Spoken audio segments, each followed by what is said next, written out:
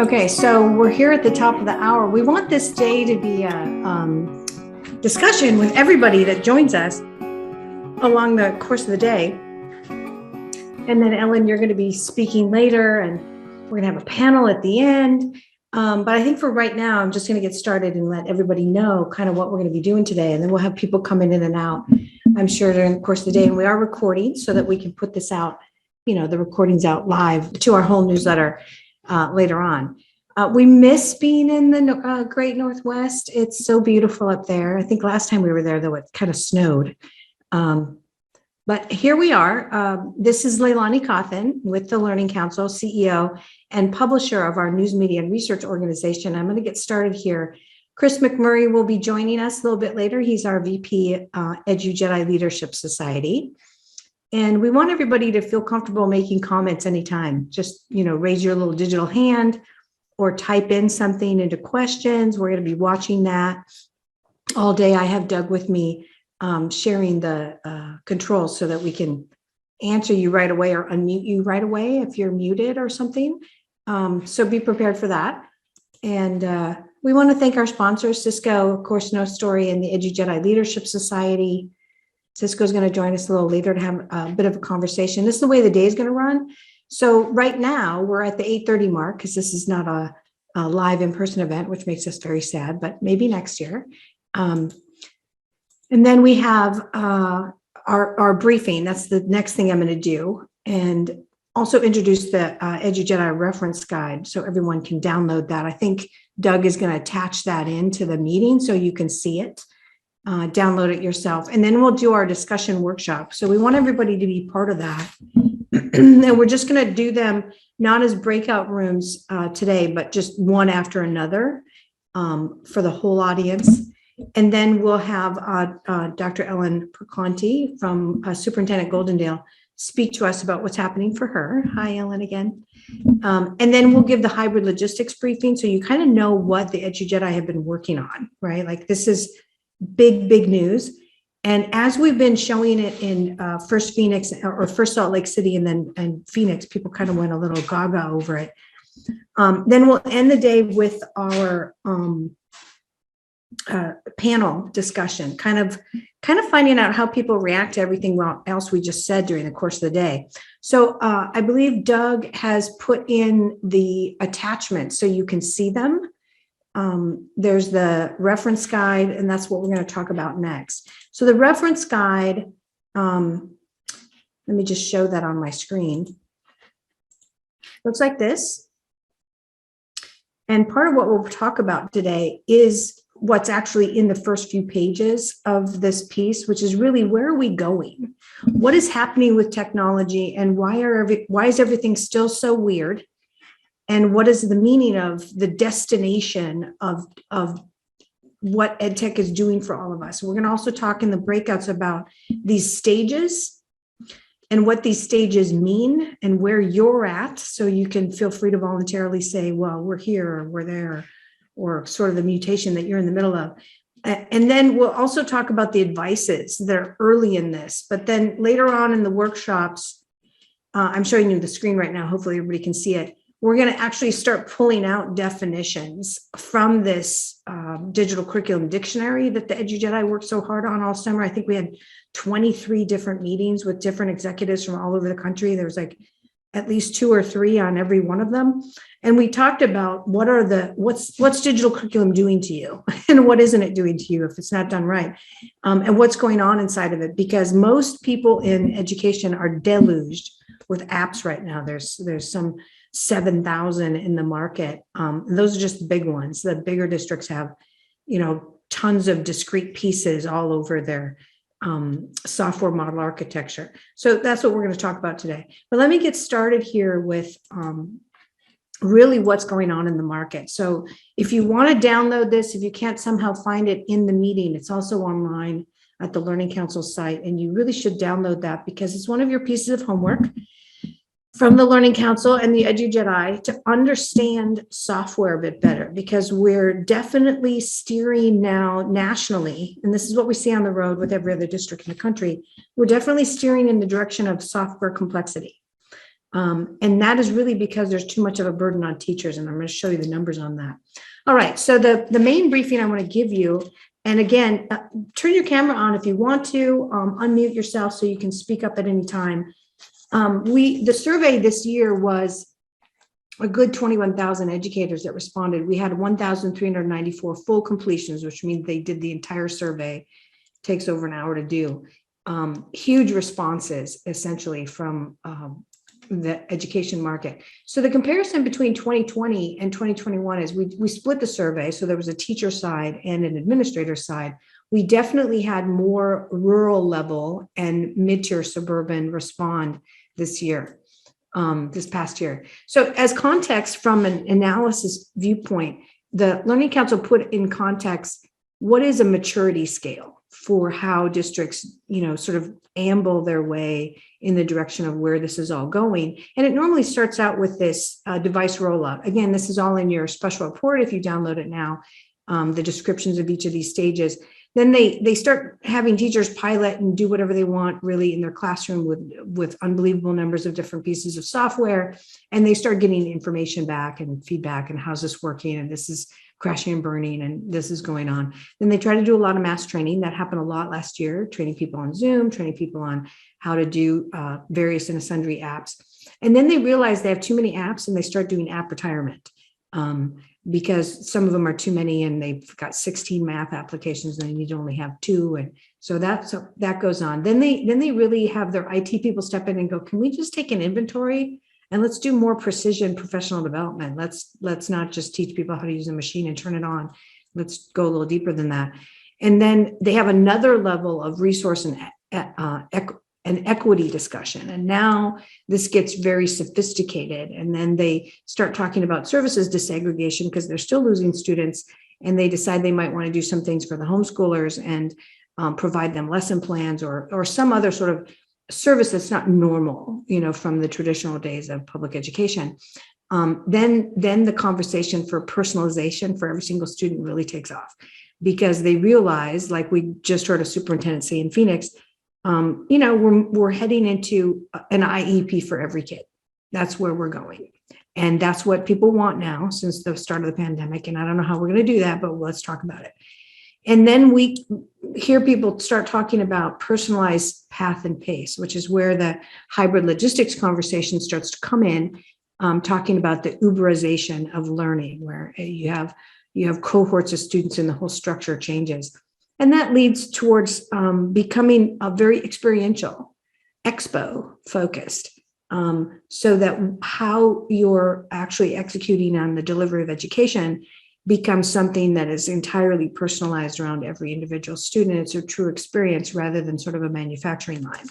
So those are the maturity levels. And this is sort of, I just told you all that as a backdrop to what the data means when our analysts look at it. So the pressures that were cited in the surveys were, number one, for administrators, time and space management, because you have everyone that learned that there could be some online learning. Some of it worked really well. Some of it had kids curled up in a ball. They didn't want to play at all or learn at all because they learn better on campus. And that was about a 50-50 split. That's what we hear.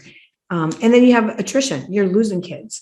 So those are the two biggies, and they're echoed at the teacher level of the survey, where student absences were really big and teacher time management was really big. So you can just sort of look at this and say, okay, there's some sort of thread going on here, and let's get into that. So the outcome that we saw when we surveyed the state level and we handpicked a variety of districts based on, some of small, medium, and large size, and asked about their attrition of students. And the data we came out with was there was a slight gain when we went back to normal, I'm using air quotes, in many places in this last year. But we still are at 37%, or 21 million students now of the 56 million have opted out of traditional public. And there's almost no traditional public left because there's always some sort of online offering going on. But those opt-outers have gone to public online only, like California's charters that are hung off the state level, charters themselves, private schools or homeschools. And there's a small percentage in that 37% who are remote learners who refuse to come back to campus at all. And a lot of school districts are talking about this to us. They're like, how do we accommodate them? Do we stand up our own separate online school, or what do we do with these kids don't want to be back on campus? So those numbers are so shocking that most people, when they hear them, like, don't really want to believe it. All you need to do is talk to some of the district leaders, and you find out that they're dealing with this new level of expectations. And I'm going to stop there and see if anybody wants to comment on that. Hoping you guys are going to. Patricia, you look like you want to. Yeah, good morning. I just wanted to confer. I did just even on last night's evening news, they talked about the Portland Public School District.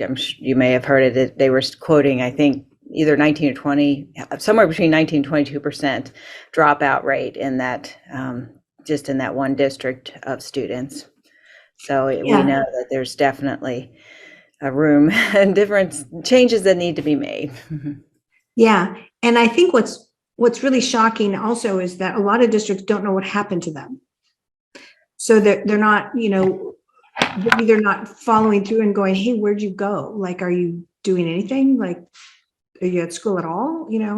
That's kind of what we're hearing. So I'm expecting a lot of districts to start surveying where'd you go. But I know from Los Angeles Unified, they've tried to outreach and they get no response.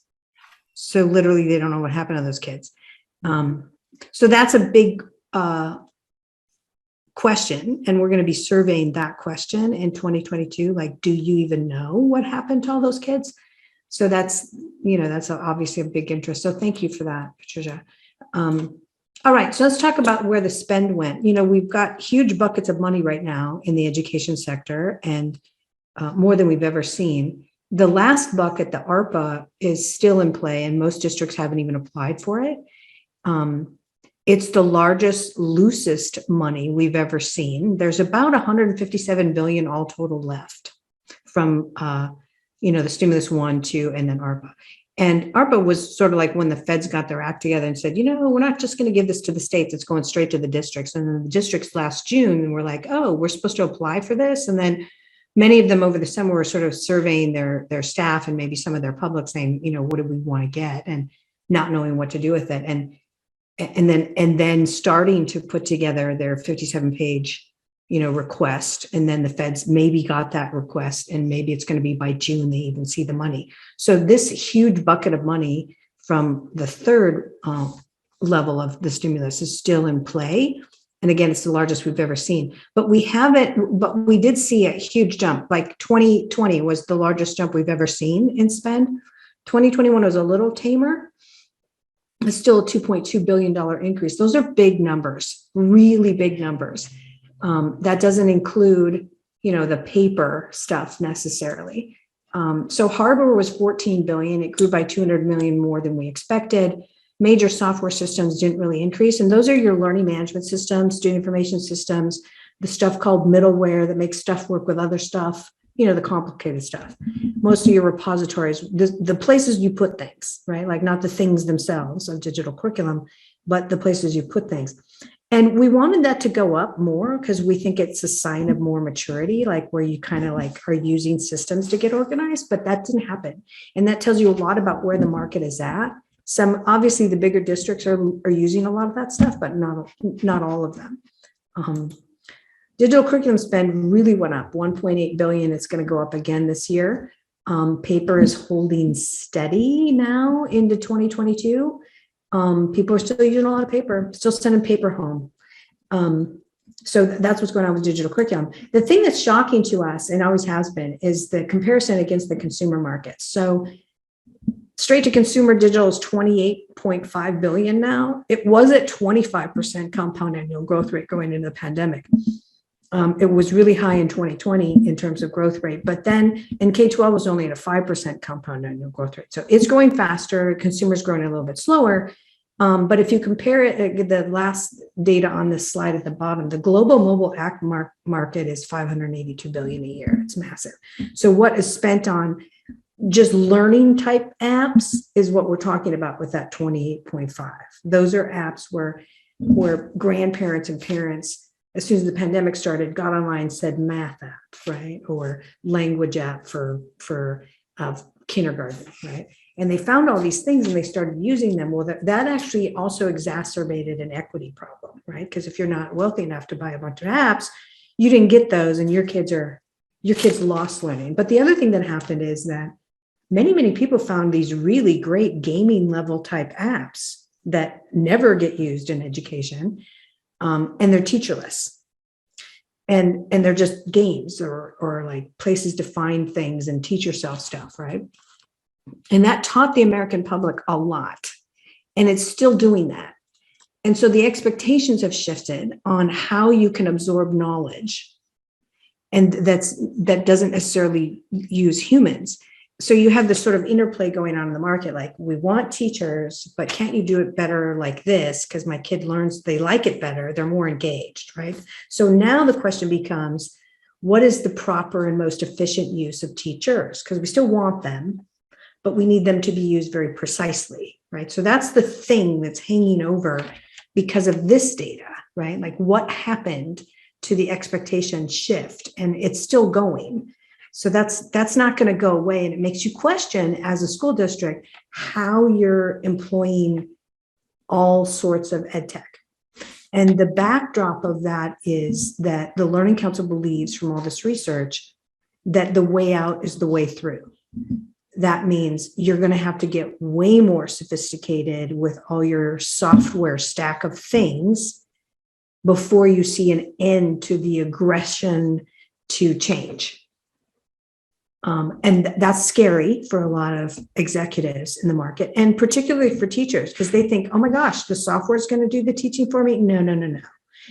What is meant by this is that your time as a teacher is going to shift to teaching, not necessarily lecture style, but actually really truly direct instruction more while the software distributes the stuff and then you're flanking it.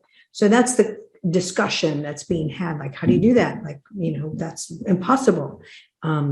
So that's part of the conversation we're going to have today. So when we ask this question, it's kind of, people were like, what are you asking me here within the survey? I mean, we got a lot of that kind of feedback, but basically we presented the 8 basic models post-pandemic, which is digital, traditional. So you're trying to be traditional and you've layered over a lot of digital. Blended flip, which is a different way to use digital. I mean, you're trying to be normal in class, but more project-based and hands-on in class, and then all the reading is done at a different time. So that's flipping, right? More homework, essentially, is what that means. And then competency-based contemporary, really hard to do. There's a lot of places don't want to use the word competency because that's hard, and not all the kids can get there. And it's probably not real as a target in most places. Fully online contemporary, that's commercial market style. Not a lot of schools want to even talk about that. Fully online traditional, 24% are hybrid simultaneous traditional. That's the truth right now, post-pandemic, right? Everybody's still doing Zoom if they have days where they're snowed in or whatever. And then hybrid logistics contemporary, that's a new model. And then hybrid high flex, where you have some sort of interplay between the all online and then the traditional. Okay, so what we asked administrators was which one are most interest, and 24 and tied these 2 points, blended flipped and hybrid high flex. This is where the mindset of the executives nationally are.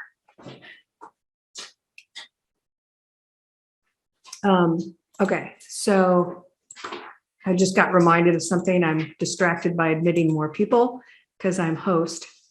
Hello, everybody. Just sorry I didn't let you in right away. Okay, so I think everybody's in. Feel free to unmute and speak up at any time. I'm essentially giving the data on our national survey. And this is what administrators want, right? These 2 areas are tied for what people want as a model. And the model conversation got really heated in the last year. All right, so let's go back to what's really going on with tech. So device deployments, of course, huge numbers of tablets went into the market. These sort of, if we overlay the data on small, medium, and large district, the bulk of the machines going in were the mid-tier and the smaller districts. And some of them are still waiting because we have chip shortages, of course, internationally. Chromebooks is the favored product. Huge amount of purchase went on there, and it's still going on. Laptops, not so much, but a lot of teachers want those over Chromebooks.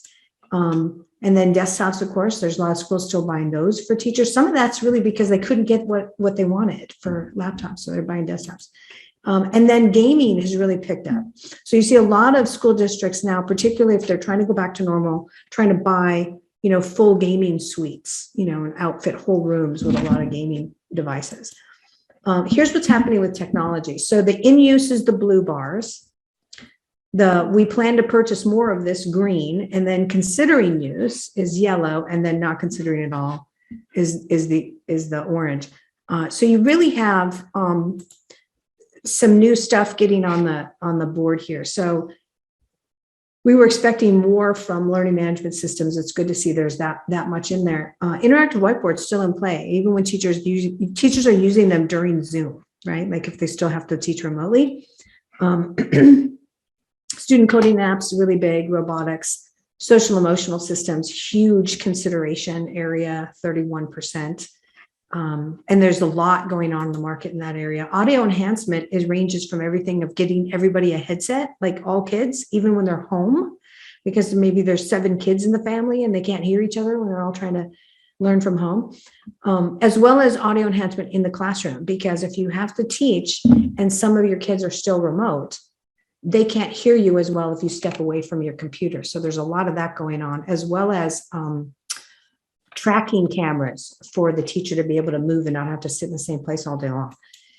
Esports, really a hot topic nationally, and most school districts are doing it right. And they're saying you can't be a member of the esports team unless your other grades are continuing to be up. And that's a huge inducement to participation right now.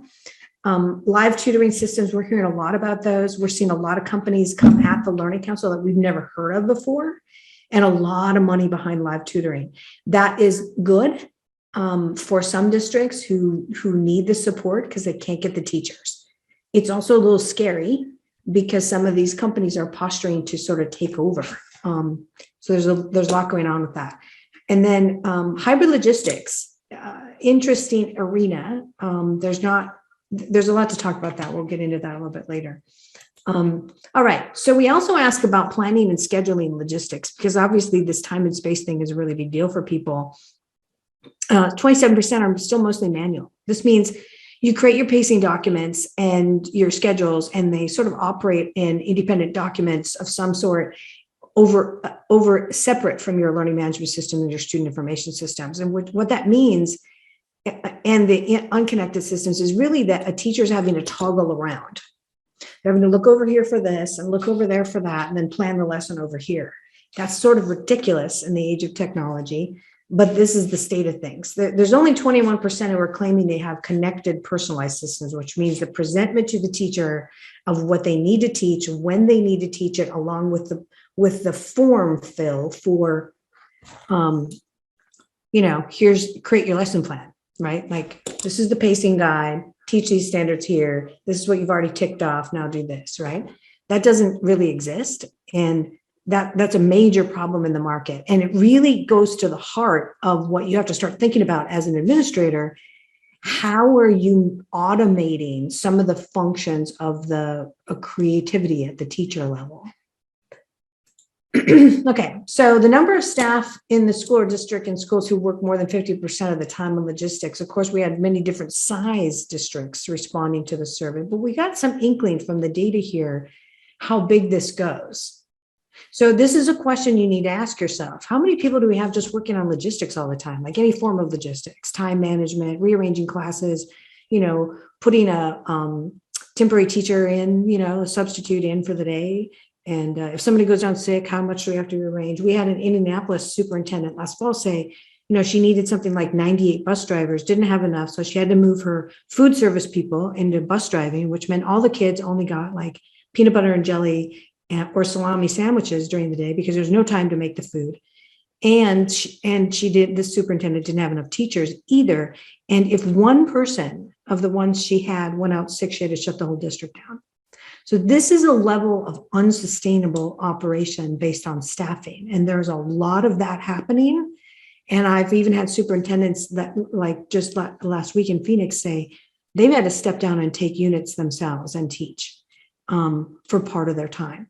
This is, again, a hugely unsustainable thing for a lot of district leaders.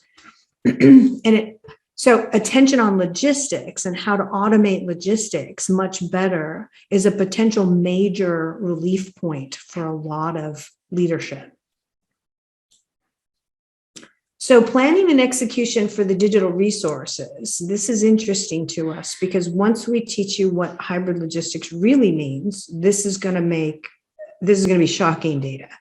So 39% of the teachers doing all lesson planning and choosing every single digital resource. 29%, the district issues your pacing guides and maybe some playlists with some recommended steps, but teachers do all the rest of the build out. 21% are their pacing guides only, right? So not as sophisticated as the green level, right? The 29%, and then all the way up to centralized planning. And most of that 11% doing centralized planning, those are online schools. Like they build the whole bridge, step one, step two, and the teachers just flank behind that. This is sort of like the textbook days a little bit more, right? Like where it's all the whole railroad track is laid versus the teachers laying as they go, right? Like it's all up to them behind their door, and the door, this sixth grade math teacher is a different thing going on behind there than this sixth grade math teacher in another building. So one of the things that Learning Council is now saying, based on all this data and the understanding of what's happening with hybrid logistics and the future of personalized pace, is that that's got to end. So the 39%, the 29%, the 21% all have to move in the direction of central planning. That's a scary thing to even bring up, but our advice is to administration, start thinking about this in terms of how you're going to regain some of your operational continuity, because the world of the manufacturing line orientation is starting to fade. And we can see that in what people are saying about time and space. All right. So estimating the number of digital content resources pre-purchased and available for teaching and learning, this is by districts. 66% have between 100 and 1,000, 13% have 1,000 to 5,000. Look, 8% have more than 20,000. So that when I talk about the model software architecture you have, what I'm saying is, what is your stack? What is all your stuff? And it's a lot of stuff. And most of the time, administrators haven't even really inventoried it all. And they may not know what their teachers are doing behind closed doors in many instances. And that's a threat to you security-wise and a number of other facets. I'm going to stop there and see if anybody wants to comment on that particular part. You guys are all welcome to comment at any time. And I really want you to, so I don't have to talk all the time.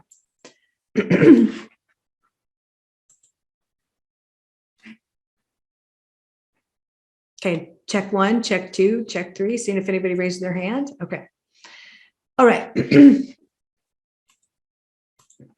So we asked the teachers, this separate survey, what are the number of digital content resources they personally keep on file or their personal accounts, which means that doesn't include the professional grade repositories and the discrete learning objects you might have purchased at the school or district level. Okay. This is the stuff down on their own device or in their personal cloud, which you don't have access to unless you have their passwords, unless you're a universal admin and they have it in the cloud, right? But if they have it on their device, you don't know what it is and you don't know what they're using it for. And this is where you've lost continuity of operations in many instances. And maybe it's okay. But that, like I said, that world is going away. You're going to want to know. But 66.7% say they have 100 to 500 of those things that you don't know about at the central level. 13.1% say they have more than 1,000, huge. And some of the comments that the other please specify were so many I can't count. That's what the comments were mostly, right? And that's, that makes sense. It also tells you what they've had their attention on and why they're overwhelmed. So we asked, what's the character of your digital lesson and planning? And then we sort of looked at what the administrator side and what the teacher side is. 26% of teachers this is the teacher side, they custom build their digital lessons on their own knowledge, meaning they're not really using any outside anything. 13% use the open internet, 18% use approved repositories, which means from your repositories that you purchase.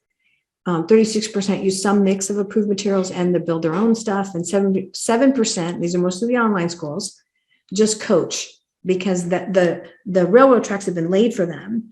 And then they stand back and peel off what's needed and then coach behind that, pick, kids to sort of track with. This one's running behind and this one's over here, that kind of thing. The most interesting part of this research was that a median of only 6.7% nationally have 50% more of their lesson build out. That means they're, to say it any other way would be, and maybe, hopefully you're not offended by the way I'm saying that, they're flying by the seat of their pants weekly. Like they're going in weekly, going, what am I going to teach this week? What are my standards again? Where am I? What's happening? Who's behind? Where am I? Like I lost today because of the snow day or whatever. That world is going to have to go away because like I said before, the world of the way out is the way through. Your tech stack and the modeling of your steps, your railroad tracks of digital curriculum, step 1, step 2, step 3, and math by every grade, that's the future. All right. This is really the why behind all of it. We asked, how much time do you spend finding digital lesson materials? How much time do you spend building digital content, lesson sequence? How much time do you spend on digital traffic? And we define traffic as the back and forth of issuing the assignments, like either by email or hitting a button and it goes out to all your roster.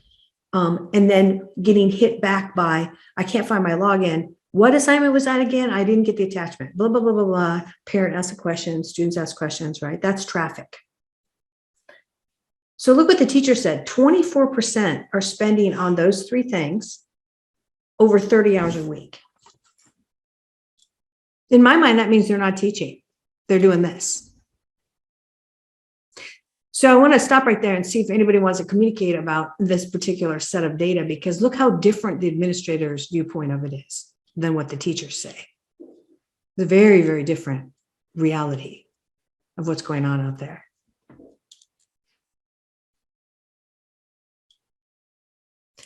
Ellen, do you want to say something about this?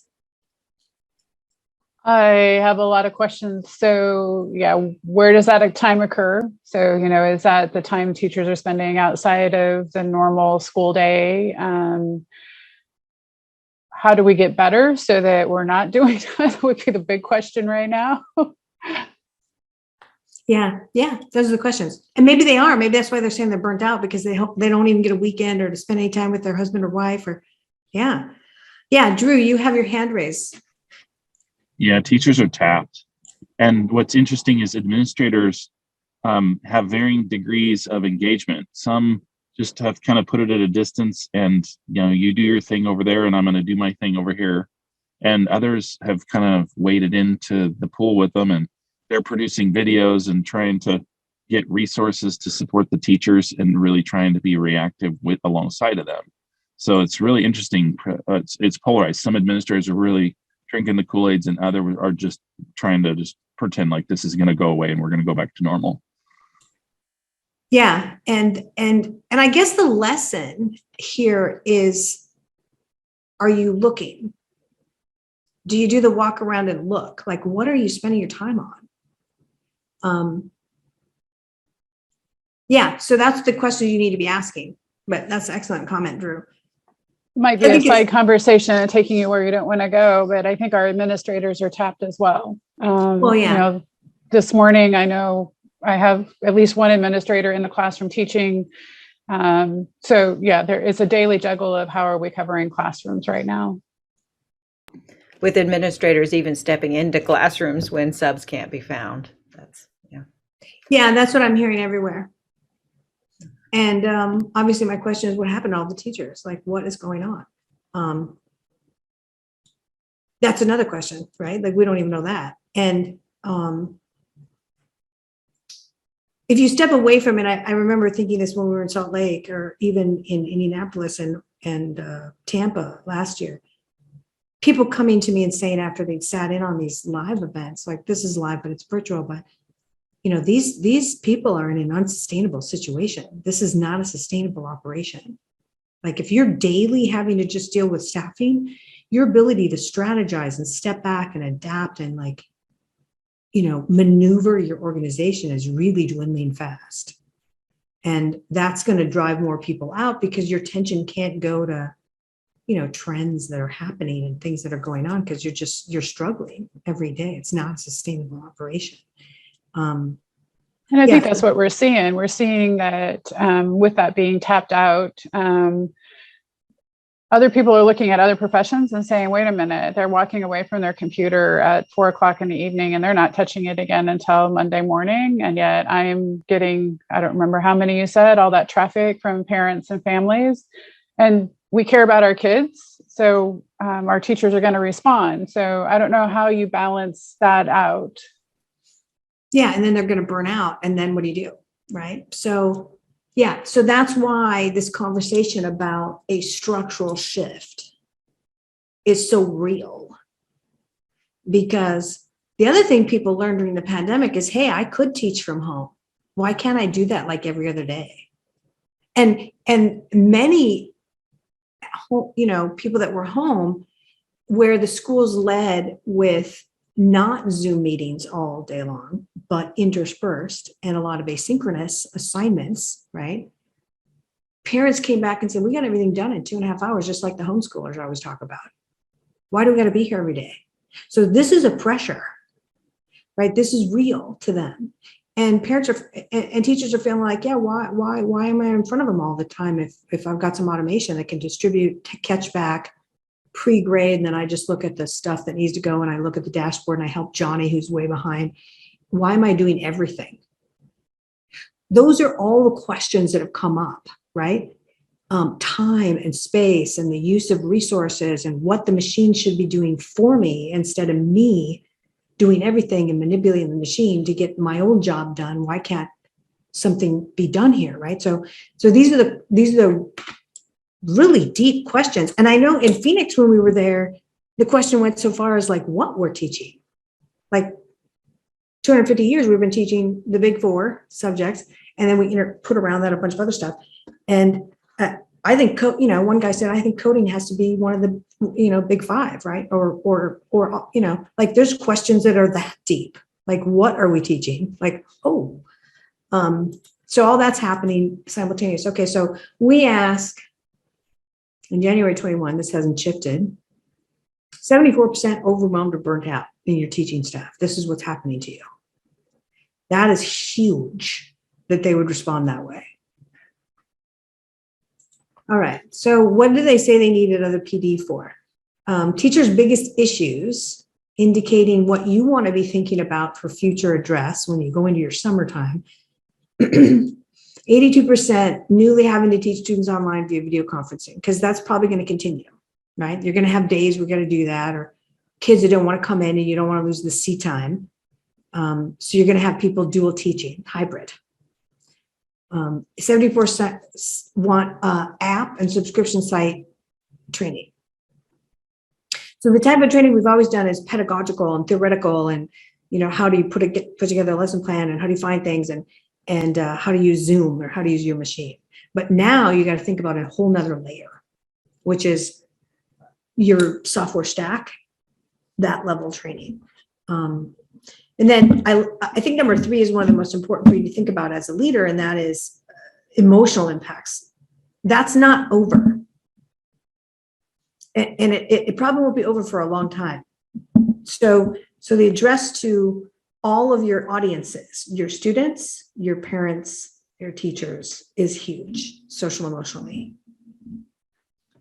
Okay, so I won't read all those for you, but we also ask, what disaggregated services do you offer? Because if you step back for a little second and sort of look at the future with us as learning counselor, and you see yourself not as a set of buildings and people and walled off little cubicle classrooms and kids moving along the manufacturing line, but you see yourself in a new model as a entity on the digital great World Wide Web, right? When you start, that's your identity 1 with yourself.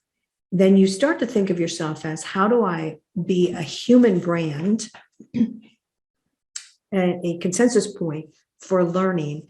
I'm this digital entity, but my biggest brand is human.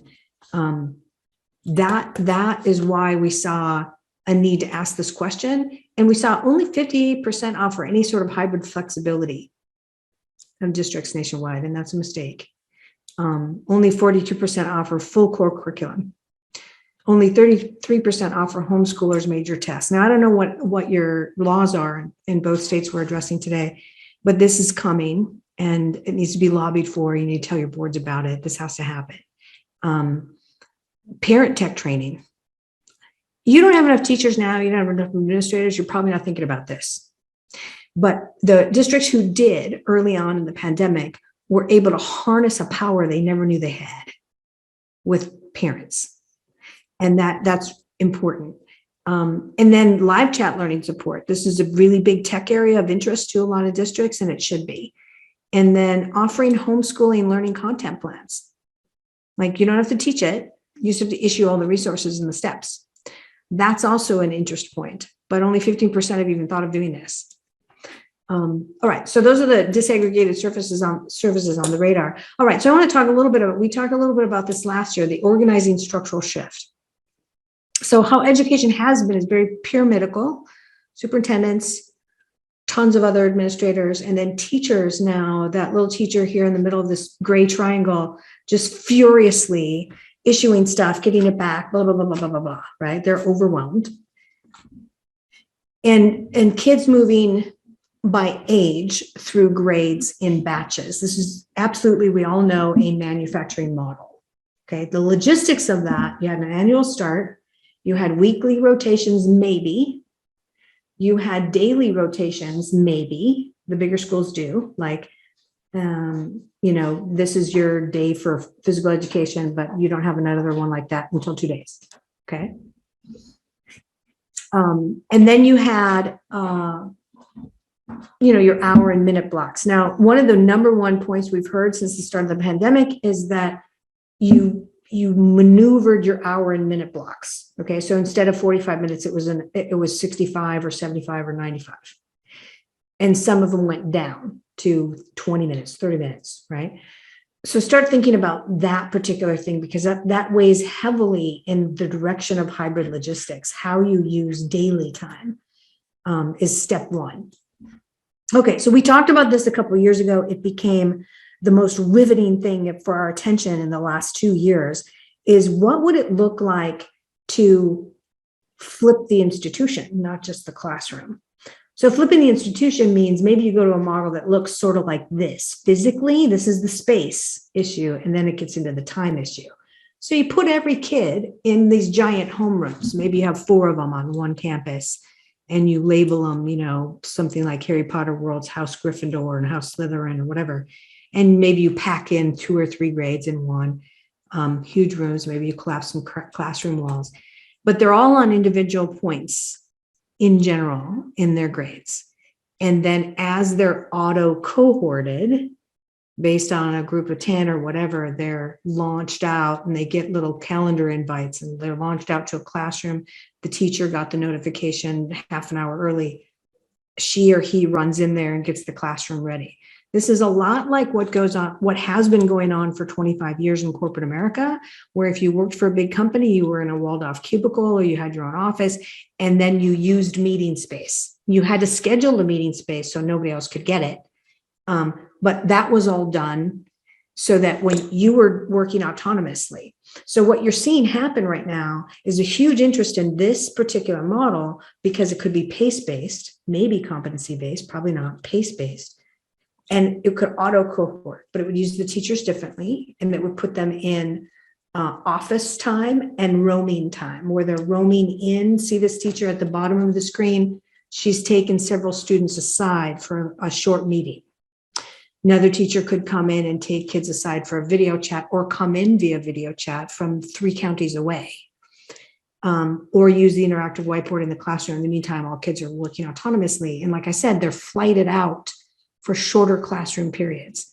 This is the hybrid logistics model, and it uses space differently and time differently, but it accomplishes all the same objective. It has human interaction, but kids could be anywhere. They could be in the homeroom that day, or today they're working from home because mom had an appointment and he had to watch the dogs or whatever happened.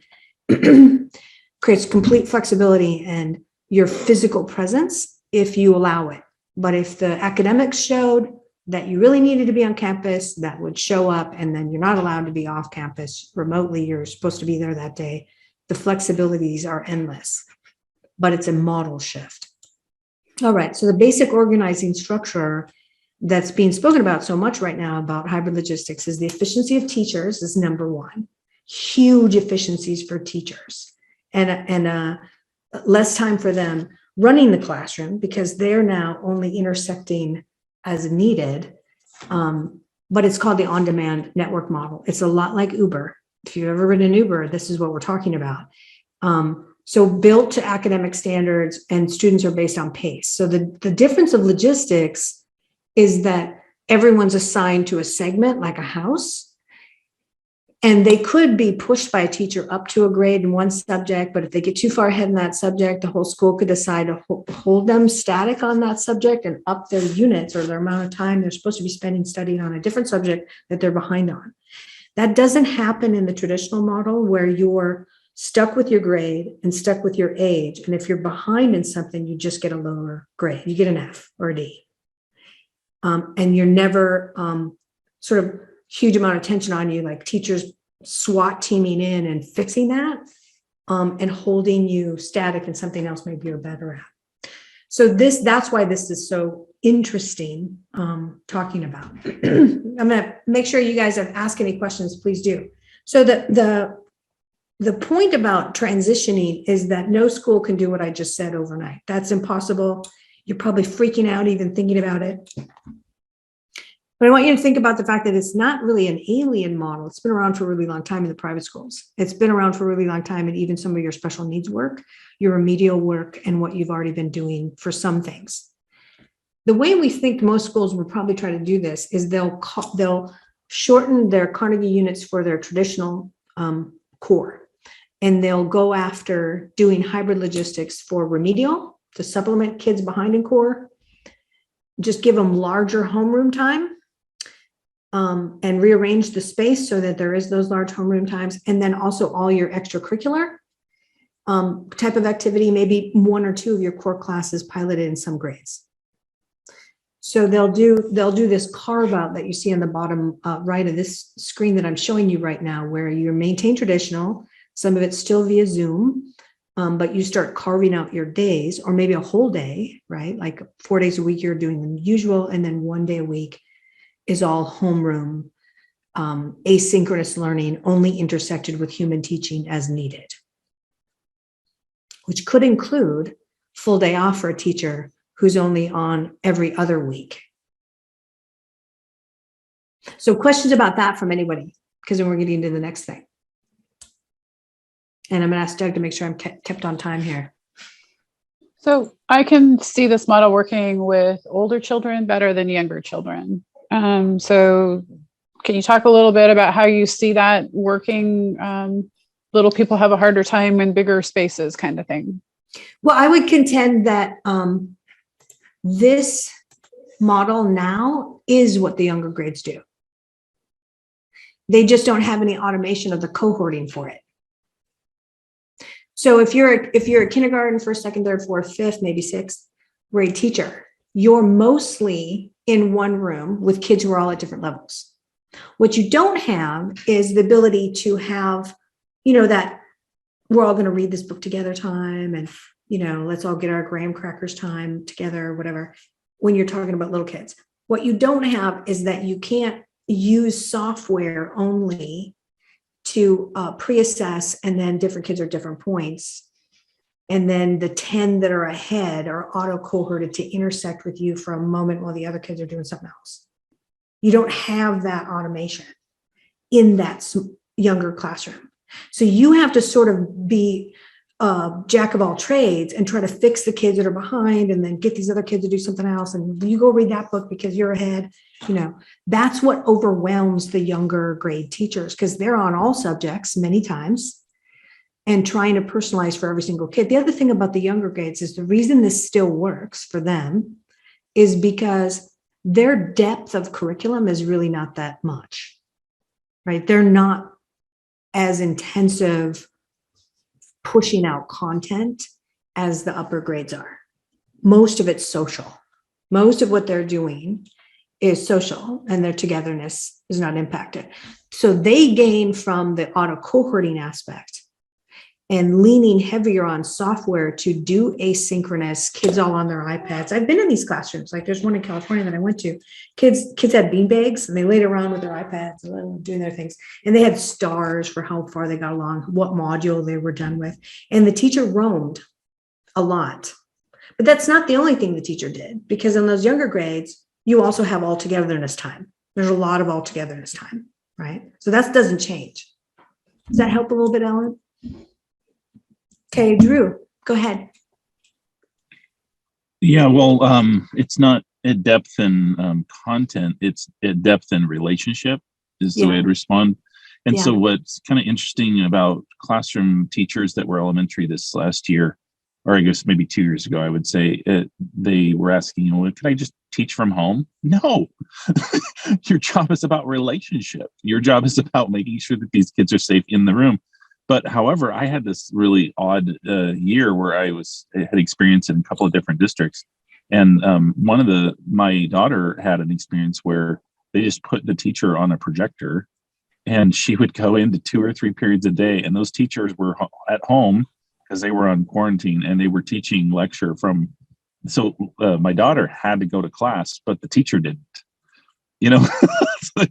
Which is kind of interesting, but it was the only way they were able to fill, the yearbook class or the high level math class wasn't going to get covered if they didn't, have the students have an option. And in that particular district as well, they were offering either the hybrid environment or the online. So the teacher had to be in the classroom attending to hybrid kids that are there in front of them and the online kids who were joining.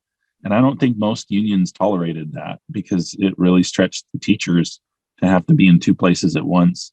I guess that's about all I got in that. Yeah, and I think that there's a lot of interesting questions in that. I'm hearing that from other states, right? Like what they're dealing with is like, well, we have to do this because the state requires us to do this way.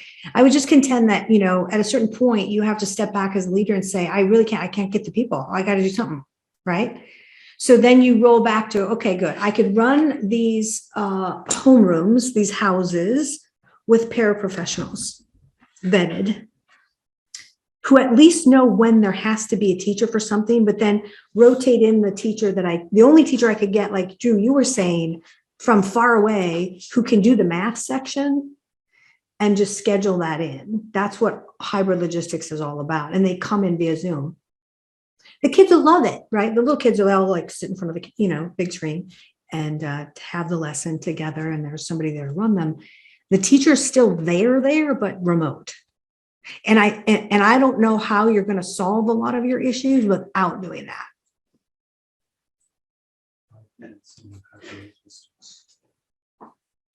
That makes sense to everyone? Yeah. Because I don't think the teacher shortages are going to go away anytime soon. Something happened to all those people, right? Like something's going on and we all know it. And there's also other problems, right? Can't get superintendents even. There's huge loss of those. Patricia, you want to say something? I think you're on mute. Oh, no. Okay. She was like, no, I don't want to. Sorry about that. I didn't mean to go the other direction. No, I just wanted to agree. I was just taking it in terms of changes and thoughts in my mind about our district. And I do really think that we need those supports. We need those people to step in and do the classroom. But you're right. The teaching model needs to shift in our area. So go ahead. Yeah.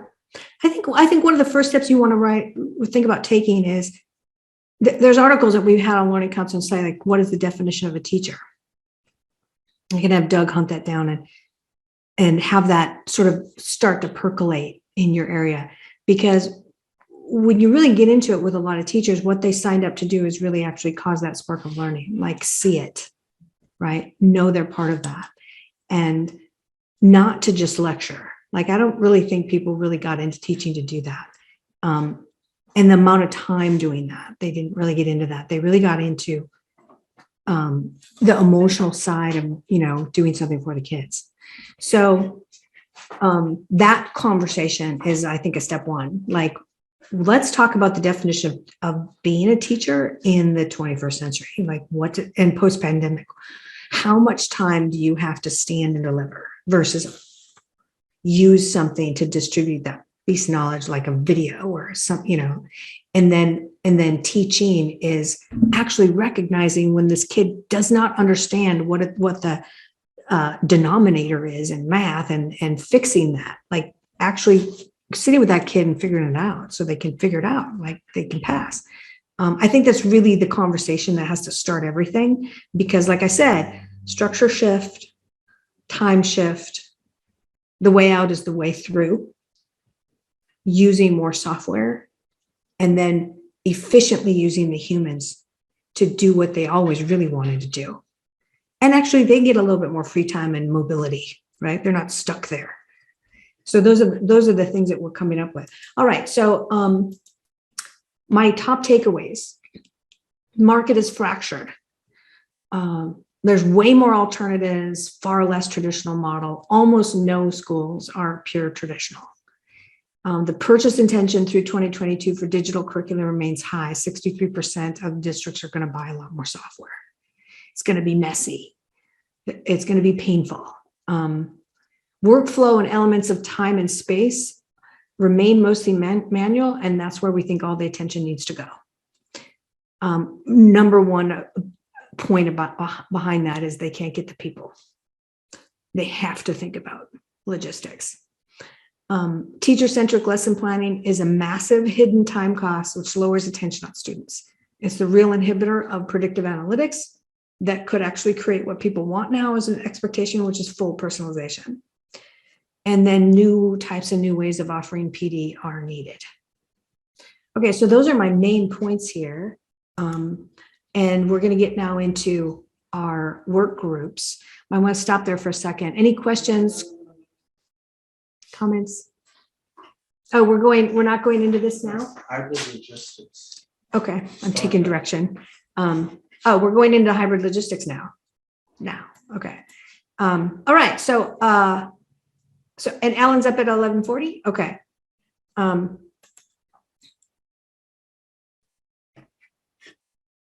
Do we have Mary with us yet? No, you can either do a half hour of this now or do the full half hour when Mary gets here. Okay. All right. So I'm going to start a little bit with hybrid logistics, and then we're going to hear from you, Ellen, and then the discussion tables, and then Ellen. Okay. I'm getting. You can tell there's somebody behind the scenes over here. All right. So let's talk about the future of learning being pace personalized. Let me know if you've never heard this before. But the EduJedi basically started talking to the Learning Council about the need for algorithmically inferred auto cohorting that would be across multiple types of software right when the pandemic started. So of course we hunkered down, thought our way through it. And the hybrid logistics project is the outcome of that work. So it's essentially answering the how can we question. So these are the questions, and I'm sure you guys have sort of started to think about these things yourself too. How can we let humans, the human teachers we have, be more human, and also the students learn at their own pace without giving up that intersection with live teaching? Okay, so most schools you talk to are like, online learning, some of the kids don't learn very well. Okay, that's true. It's because online learning has this one thing about it, which is it's mostly non-human intersecting, okay? Even if you say it sort of is, it's really not. So people have thought in these two rails. It's the online kids, and they're over here in this bucket, and the on-campus kids. And the two never really intersected. What we're talking about is the future is down the middle. It's definitely an interplay between the two worlds. It's not two rails. It's both together in a finesse interplay. So the other thing we had to confront is the reality that all the knowledge market has huge inefficiencies. You guys got to buy all this software. It updates on you every time you turn around, breaks all the connections and integration links every time you turn around. And it itself, each individual piece is going to change constantly because that's the nature of software. So if you're the place that has to distribute knowledge, even as a teacher, you're caught in this weird world of constant changing pieces that you've got to try to organize daily to get into a pattern. It's just impossible. So there needs to be a structure that sits above or outside of that, that the pieces, when they change, can be easily seen and manipulated to fix. And then how to use the power of existing human resources, right? Because you can't get more teachers most of the time. And you got to make the individual people you have right now way more efficient. And not marginalize what you have now, right? Like, who wants another system to run and to train everybody on it? Nobody. And provide, function export, right? If you use something that's logistical in nature, as well as if you want to just use it independently, right? Like, okay, I didn't even have a learning management systems yet, so I want to use this as a learning management system. So those are the questions that were asked. And it was a mind bender, let me tell you. So the big idea that came out of all of that discussion with a lot of the EduJedi, and Drew, you were one of them. A lot of other people up in your neck of the woods in the Northwest were part of these conversations. The big idea was, let's have a thing that does group or individual live meetings that are not set on the calendar yet until all the invited participants, the students, would hit a link. Okay, so what that mean in your mind is there's this little icon here. They did step 1, they did the reading I told them to do. They did step 2, they did step 3. And in my instructions, I told them, do the step 1, 2, and 3, and then hit this link. Don't hit the link before, because that's going to enroll you in the cohort. Okay, that means you're going to be part of my group as soon as it gets calendared. So you got to get your reading done and watch this video and do your module in that software I told you to. So how do we do that? And then automation of the pacing guides, and this is the really hard part, with overlays for lesson building. So teacher can see what she's supposed to be doing at the same time she can build it. That really doesn't exist almost anywhere. And then an option for sophistication of layered calendars. So if you were like New York and you went kind of weird in the middle of the pandemic, where you had alternating segments, like this group can be in this side of the building, but not that side of the building. We're going to wall it off so they can't spread disease easily. And then we're going to have alternating weeks, or we're going to start the school year, alternating days, and then we're going to totally flex with our blocks in the day. So it got so weird during the pandemic that somebody needed to create a way to have layered calendars. So what existed before this project started was very simple calendars. It's just like, can I book this time or not? So what is the Hybrid Logistics Project by the EduJedi and being implemented inside No Story by Learning Counsel on their behalf is, it's basically, you set a right? Like just when you call an Uber, you call an Uber, right? Like this would be setting a and the is like an unset time with a link. And once everyone hits that link, it triggers to the calendar and auto-populates all those calendars. This time, checks the teachers first because it defers to the teacher. And then if the teacher has set this to only go in her math block, that's the only time it will look in. And it'll book all of that for that roster. And then it'll start accumulating the next set of kids. So if she set it at 10, the first 10 in trigger the calendar. The next 10 start accumulating. So I'm not going to read all this, but it's a disruptive technology because it hasn't existed before in the market. All right, so why it makes sense, we pretty much already talked about in the course of this day. People are abandoning traditional school. The two options of on-campus or online are very imprecise and they're not working. And people know it, and it's messy. But the other thing is that if you really think about logistics, distributed models rely on logistics. And think about UPS and FedEx and Amazon. They are the bastions of logistics, like unbelievable levels of software logistics. And that's definitely where education is going. In order to get to flexible time and space, 100% personalization of experience. And that's where it's all going. But it's really being driven, again, by the pressure on staffing and that expectation of time and space. So why it makes sense is that what you're doing when you even entertain moving in the direction of logistics is you're minimizing through automation teacher class management, all the time spent not teaching, but managing discipline, who, what, where, traffic, digitally or otherwise. And things are being done and calendaring in a precision way.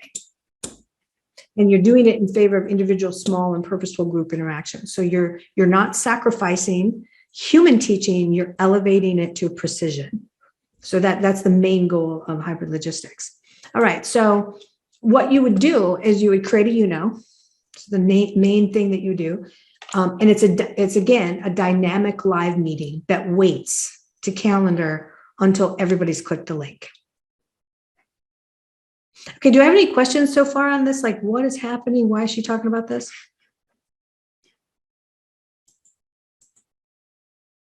I just had to admit someone else. Hi. Okay, so that's essentially the foundation of all the work around the hybrid logistics and what the EduJedi have dreamed up. And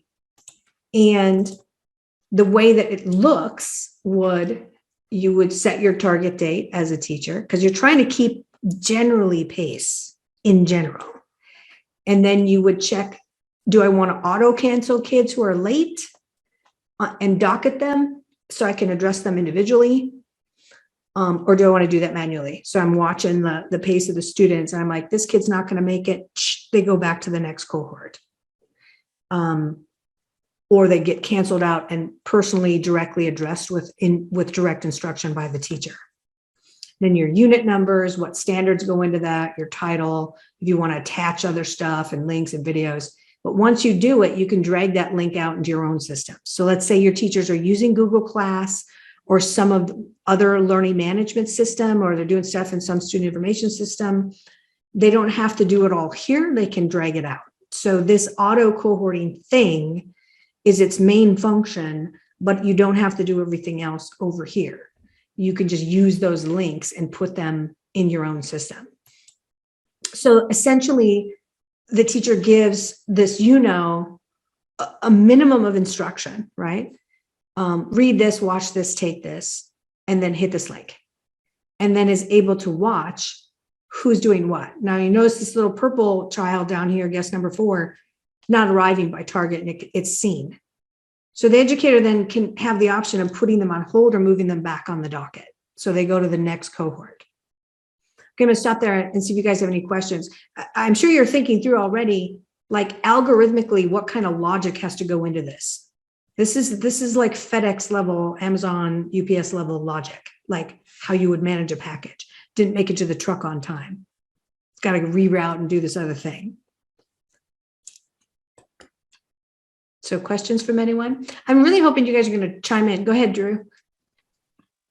Yeah, I see Steve's on the call, so I'm going to call him out. Beaverton has done some great job over the years with Hypera and Schoology and some other tools that have kind of filled the gap between this. And online schools, it's kind of interesting to consider, we have LMSs, learning management systems. Everybody kind of learned about that, Canvas, Blackboard, D2L. There's a whole category of LMSs that I think people are becoming more familiar with.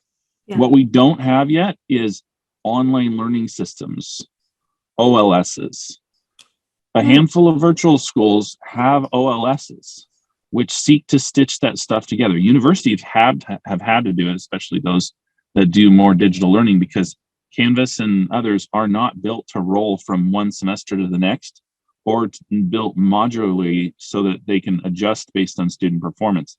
The best those tools have is the analytics tools built into them, like Canvas has a dropout prevention tool that you can kind of basically capture the data. It doesn't automate it, it just gives you reports. It's like you go to the doctor and they say, you're gonna die. And you go, okay. Yeah. Well, let's see then. Give me a prescription or something.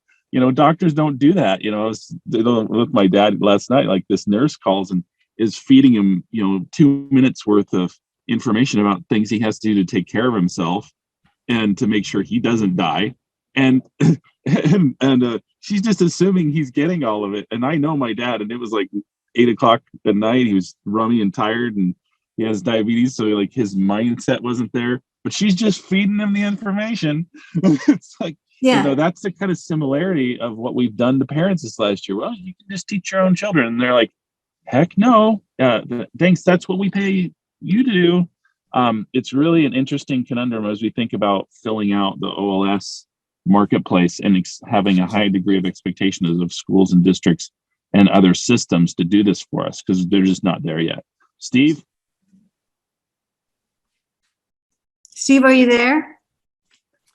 Yeah, nice to see you, Drew. And yeah, I agree. I think our experience, we were heavy into Canvas, and during the pandemic, we saw kind of the thinking was, how do you replicate what happened in classrooms online as students were at home? And that was I think that, that's a natural desire and a natural place people go to. And it's a harder leap to say, how do you reimagine what learning could happen given these drastic shift that our students and our families experienced? And so I think I agree with what Drew said.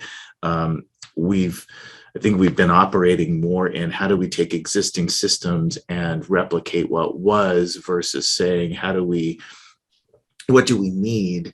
And then how do we build systems against that? Yeah, and what I'm fascinated with is I think what you both, in the background, what you're saying is that the way this is why the EduJedi got on me about this, hybrid logistics. All the systems out there, the learning management systems included, are built teacher-centric. So they're built around what a teacher is going to need to lay out and issue lessons.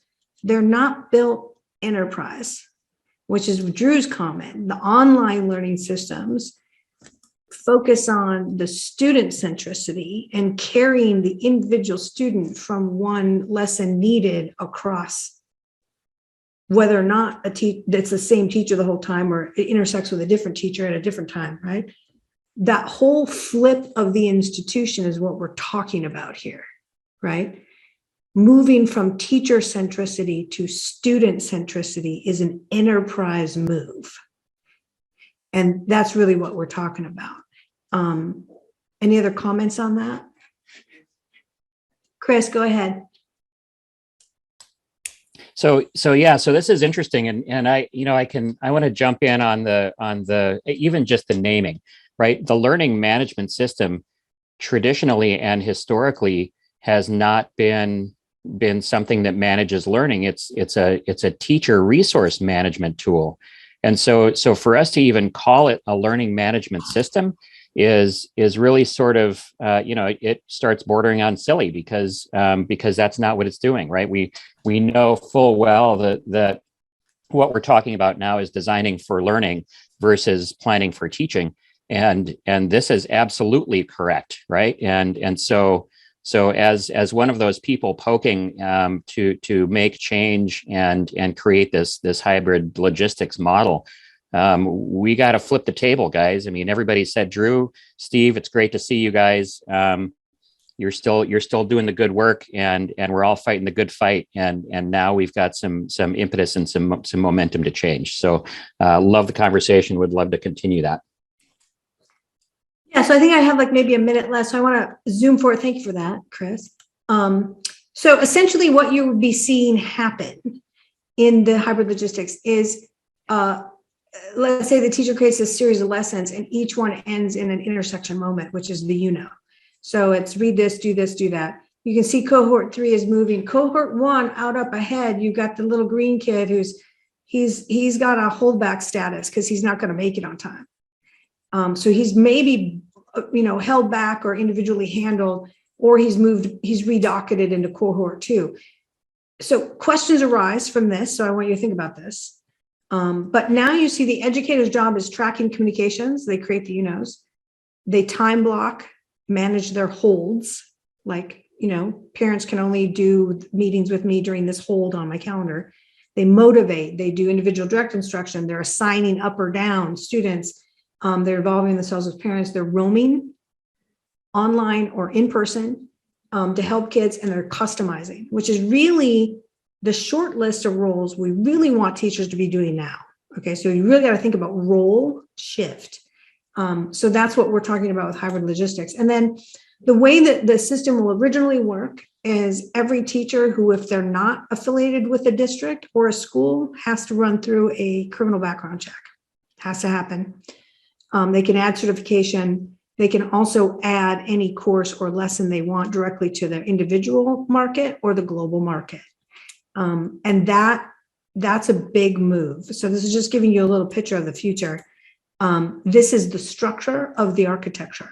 So your calendar, your map of all your UNOs, including no mixes, which are longer form, no cred for badging, your group, your social aspect, bookmarking, just like Pinterest, people, pieces of content from somewhere, sticking it all in there, a marketplace, and then every single standard, but it interacts as you need with what you already have, rather than try to bypass all that.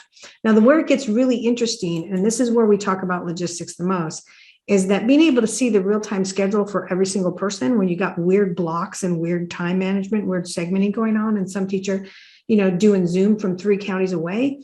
The calendar is essential part of hybrid logistics. So when you think about calendar levels, these are the levels of calendar, okay? Your master calendar, layered on top of that, depending on your view, would be your pacing calendar with units assigned across the calendar by your planners, by subject, by grade. Then that gets layered on with partitioning, which is how you segment your rosters. Your segments by multi-grades, like this is middle school kids, this is high school kids, sections by weeks, and then rotations by days, and then blocks, right? So those are all your weird partitioning things, and then your own personal calendar. So 4 levels of calendar you can layer. That doesn't really exist anywhere else. And that has to be algorithmically inferred. So if you're a teacher who only teaches math, you're only going to see that pacing. You're only going to see that partitioning, what you're assigned for time. So if you create a it's only going to work in those time zones, right? Like in those blocks. So essentially you'd claim your group as an educator. You'd start UNOing, making all your little UNOs, and then dragging them out to your own systems. You'd make your groups. You could do an individual one just as a single teacher. If you're a school, you don't have to go through the background check because we just check that it's really you. You can use all your folders. You can make badges indiscriminately. Little kids can make social badges for each other with like cupcake emblems. If you're the group admin, this is where you get into the calendaring. You can see as a district each of your individual school calendars as well, aligned together in one. And then you create your pacing calendars, which is basically a calendar for every grade, every subject, so that you stick all your pacing on there. And then you do all their units, like grade 1 language, each pacing calendar individually. And then as a teacher, when a teacher says, I'm in math, right? And they go to the calendar, they can click on any one thing and it'll pop up what that unit is. So they can see it as complex as this, right? Like, which segment, which section, which block, what day, rotating, right? And then they build all their sections and their segments, and then they would build their blocks, and they would do their classes for rostering and use holds for things like parent meetings. You can only meet with me if you're a parent during these times. And they would track all those individual UNOs. They could be social, they could create no cred, they could use the marketplace if they wanted to, but they don't have to. And they can use the mobile app, which doesn't have everything in there yet on the mobile side. It's all on the site so far, but that'll be built out to the mobile app soon. So you guys all know the history of this. I'm just giving you the background of it, and I will come back to this in a little bit.